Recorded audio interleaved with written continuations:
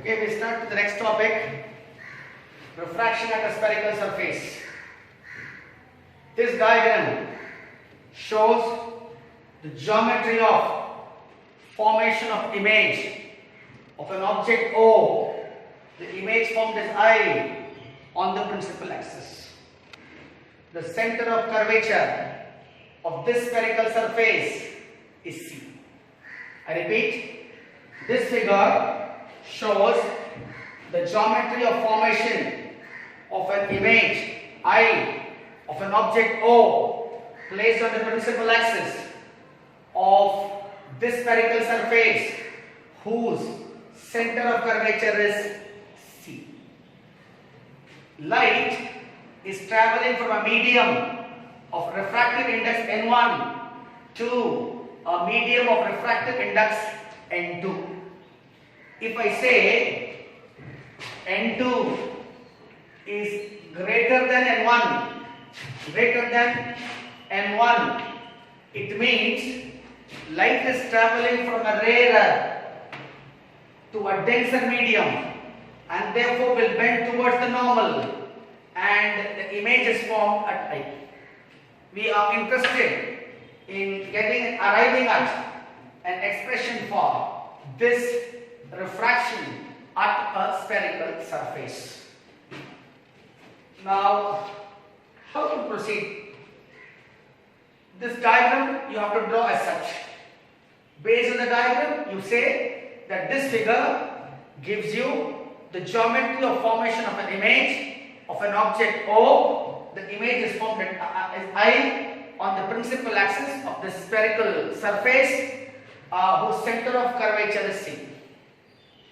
Light is traveling from N1 to a medium of refractive index N1 to a medium of refractive index N2. Since N2 is greater than N1, light traveling from N1 into N2 bent towards the normal and the image is formed at I. Now, what I am going to do is apply Snell's law to at N. Applying Snell's law at N, I can write N1 sin I is equal to N2 sin R. If theta is small, we know sin theta can be approximated to theta. Exactly in a similar way, if I and R are small, then sin I can be approximated as I, sin R can be approximated as R. And therefore I write N1I is equal to N2R. Let me mark these equations as 1 and 2. Now we need to go to the diagram and see angle NOP is alpha. Similarly, angle NCP is beta. Similarly, angle NIP is gamma. Hope this is clear to you. This is very much there from the diagram. Now from this, I am going to find out what is tan alpha. For that, which triangle I am using? This one. Okay? Tan alpha, opposite side, PN by adjacent side, PO. Similarly, tan beta is PN upon PC. Similarly, tan gamma is equal to Pn upon Pi. Here I am going to assume that if alpha, beta and gamma angles are small, then tan alpha can be approximated as alpha. And therefore I write, since alpha, beta and gamma are small, I write alpha is Pn upon Po PC. Gamma is Pn upon Pi. Now, we will take triangle ONC. Where is ONC? ONC. The exterior angle is I. Therefore, I can write I is alpha plus beta. If this is 2, I will call this equation as 3 and this equation as 4. Similarly, I will take triangle INC. Let us see where it is INC. I, N and C. I, N and C. The exterior angle is beta, which means beta is R plus gamma. We want R. Therefore, R is beta minus gamma. Let us call this as equation 5. Okay, sir? Fine. Now, we are going to substitute these values of alpha, beta, gamma in these equations.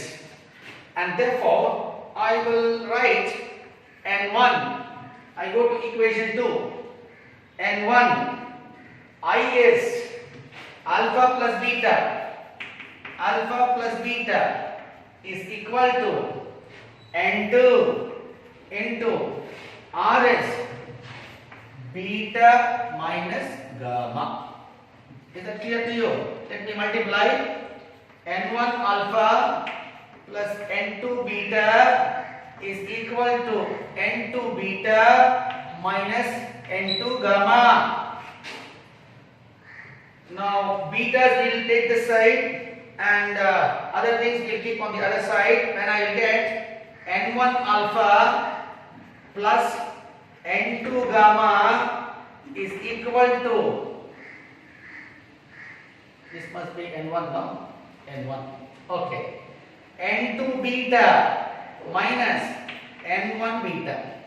Therefore, I get N1 alpha plus N2 gamma is equal to N2 minus N1 into beta. Hope this is clear to you. I need to rub. Shall I rub this part alone, or I will write one more equation here? N1. In the place of alpha, I write Pn upon Po plus N2. In the place of gamma, Pn upon Pi. In the place of N2 minus N1 beta, let me write Pn upon Pc. Throughout Pn can be cancelled, which means this expression will become, shall I write this part alone? I will be getting this as N1 by Po plus N2 by Pi is equal to N2 minus N1 upon Pc. In this diagram, I am going to use sign convention and substitute for PO, PI and PC. See what happens. Now sir, PO is from the pole, again the direction of light, minus U. Therefore, N1 minus U plus N2 Pi plus V is equal to N2 minus N1 PC is R. I think it's clear to you because we've already discussed sign convention in the previous class. Now this can be rearranged in a different fashion to write if N1 is 1 and N2 is N. I will write this as 1 upon minus U plus N upon V is equal to N minus 1 upon R. Or I will write n by v minus 1 by u is equal to n minus 1 by r. This is the equation for refraction at a spherical surface. N by v minus 1 by u is equal to n minus 1 upon r. More often than not, we will be using this expression. You also write, I remember this expression like this. N2 minus N1 upon R is equal to N2 by V minus N1 by U. This also will be useful to you. But this is the final expression for refraction at a spherical surface. This also will be helpful to us, no doubt. Because if you do not know which refractive index you have to take, then see in the place of N1, because it is traveling from air, N1 I have taken as 1, N2 is a denser medium, therefore I have substituted it. Is that clear to you? Please take down. Once you finish this, we will go to the next topic for discussion, which is deriving Lensmaker's formula. We will discuss that in a few minutes from now.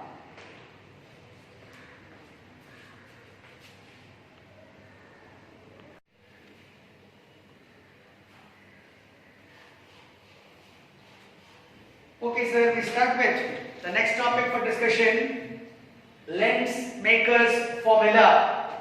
Just now, we have derived a general expression for refraction through a spherical surface. We saw that as N2 upon V minus N1 upon U is equal to N2 minus N1 upon R, where R, you know, is the radius of curvature of a given spherical surface. Now to derive this Lensmaker's formula, we are considering a thin convex lens made up of a medium of refractive index N2. This is made up of a medium of refractive index N2 and is placed in a medium of refractive index N1. Hope that is clear to you. I am considering a thin lens made up of a medium of refractive index N2 and is placed in a medium of refractive index N1. Let us say R1 and R2 to be the radii of curvature of these two spherical surfaces, and P is the pole, and the line passing to the pole we call it as principal axis.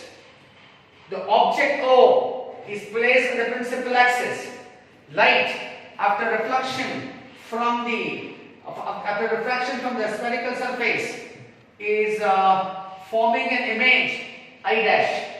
It again gets refracted to the second spherical surface and forms an image at I. I repeat that. O is the object placed on the principal axis. Light from the point object from the principal axis is after refraction at the spherical surface 1 forms an image I dash. It again gets refracted from the second surface and forms an image I. We are now interested in deriving an expression for the Lensmaker's formula. So we proceed this way. The general expression for refraction at spherical surface, okay, can be written as N2 upon V minus N1 upon U is equal to N2 minus N1 upon R. This general expression just now we derived. Now this expression we are going to apply to the spherical surface 1 and spherical surface 2. If I apply it for the refracting surface 1 for refracting surface, for the refracting surface 1. I would write it as N2, the image form, this distance is V dash minus N1 U is equal to N2 minus N1 for the first refracting surface. Let me take the radius of curvature as R1, and therefore I will call this as equation number 1. Similarly, for refracting surface 2, V dash is going to act as image object, okay? Therefore, N1 upon V minus N1 upon V minus N2 upon V dash is equal to N1 minus N2 upon R2. This is equation 2 for me. First object is here in the medium N1. For the second case, the object will be this. It is V dash distance. It is passing through the medium N2. Therefore, final image is formed in free space N1 upon V. Okay? These two equations, from these two equations, 1 and 2, we are going to add. Adding equations 1 and 2. What do we get? N1 upon V minus N1 upon U. If you add this N2 V dash minus N2 V dash will go off to give you N1 V minus N1 U is equal to N1 N2 minus N1 into 1 by R1 minus 1 by R2. Let us put that in bracket. Okay. This N1 common, I will take this side. If I take the side, I will be getting 1 by V minus 1 by U is equal to N2 minus N1 upon N1 into 1 upon R1 minus 1 upon R2. Hope that is clear to you. Now, sir, if I know, I will mark this as expression 3. If I now assume object at infinity, then I know image form is at focus. Then U becomes infinity, V becomes equal to F. Therefore, the expression becomes 1 by F minus 1 upon infinity is N2 upon N1 minus 1 into 1 by R1 minus 1 by R2. Now, sir, 1 by infinity, this can now be written as 1 by F is 0, and therefore N2 minus N1 minus 1 into 1 by R1 minus 1 by R2. If you recall the previous classes, ratio of refractive index of medium 2 to the refractive index of medium 1 will give you refractive index of relative refractive index of medium 2 with respect to 1. And therefore this can be written as refractive index. I will write if N2 is N and N1 is 1, I will write 1 by F is equal to N minus 1 into 1 by R1 minus 1 by R2. This is the desired expression, and we call it as lens maker's formula. This is our lens maker's formula. Why the name lens maker's formula? It's because this formula gives the manufacturers what curvature is needed to form a lens of a desired focal length. As simple as that. This is going to give us, this equation tells us or tells the manufacturers what curvature is needed to make a lens of a desired focal length with a material of refractive index n. Hope this is clear to you. A very important derivation, lens necklace formula. More often than not, this formula 1 upon f is equal to n minus 1 into 1 upon r1 minus 1 upon r2 will be helpful to you in solving quite a few problems. Is that clear to you, sir?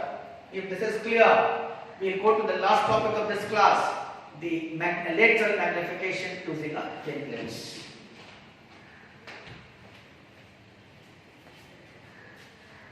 To get lens equation. This, in our previous discussion, this equation was there, and I told you when object is kept at infinity, the image will be formed at focus and V will be equal to F. I compare these two equations to get 1 by V minus 1 by U is equal to 1 by F, which I call it as lens equation. You should not get confused lens equation with mirror equation. Mirror equation is 1 by U plus 1 by V is equal to 1 by F. That's it for a mirror. This is for a lens. 1 by V minus 1 by U is equal to 1 upon F. This is lens equation. Let us go to the last topic of this class, lateral magnification for thin lens. You can see here the thin lens is there, whose pole is P. Ray passing to the pole goes undeviated. This is the principal axis as well. An object OO dash is placed on the principal axis. The light ray which is traveling parallel to the principal axis after refraction is passing to the focus. The one which is passing to the pole is going straight undeviated and it intersects here, and a real inverted image I dash is formed. We already know from spherical mirrors what is magnification. We know magnification is the ratio of height of the image to height of the object. The height of the image here is I dash, and the height of the object is O dash. Let us call this equation as 1. Now let us take triangle PO dash and triangle PI dash. Now in PI dash, I will write I dash. In the same expression, it will be in this triangle PO dash, it is OO dash. This is equal to PI, which means here it will be PO. Is that clear to you? This is the triangle I have taken, PO dash. The other triangle which I have taken is PI dash. I dash upon OO dash, same sides. Okay? Then PI on the same side, PO. Now from this, I would like to substitute the values. Supposing if I take the height of the object as h2, okay, it is, I am using Cartesian coordinates conventions. It is below the principal axis, and therefore I will write this as minus h2. h1, height of the object above the principal axis, positive, is equal to pi. This is the image distance from the pole in the direction of light, positive, v, and against the direction of light, our left hand side of pole, minus u. So I got an expression, minus h2 upon h1 is equal to v upon minus u. This I will write it as m is equal to minus h2 upon h1 is equal to v upon minus u, or in other words, h is equal to m is equal to h2 upon h1 is equal to v upon u. This is the expression for magnification in the case of thin lens. The points you need to remember are, if m is negative, it means the images are real image. If m is positive, it is a virtual image. For a concave lens, m is always positive. And less than 1. That is also I have to write. Concave lens, m is always positive and less than. Is that clear to you? We can also derive this formula in terms of dependence on focal length. For that, let me rub this part and finish. Okay?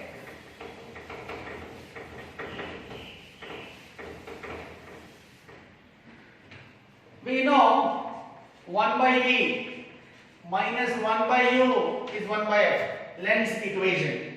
I am going to multiply this equation by V throughout.